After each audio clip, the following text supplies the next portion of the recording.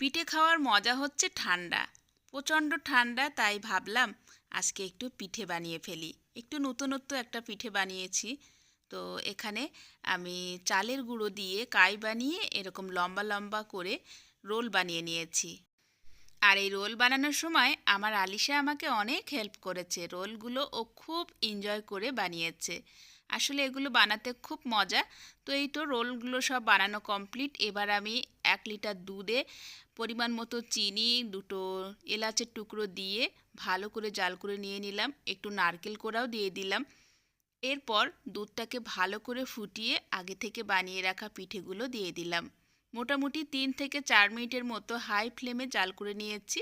নিয়ে এখন পিঠেটা অলমোস্ট রেডি। আমি এখন এটা নামিয়ে নেব। অসাধারণ লাগে, এভাবে একবার এই পিঠেটা বানিয়ে দেখবেন। ভালো লাগলে লাইক করবেন, শেয়ার করবেন, চ্যানেলটিকে সাবস্ক্রাইব করে রাখবেন।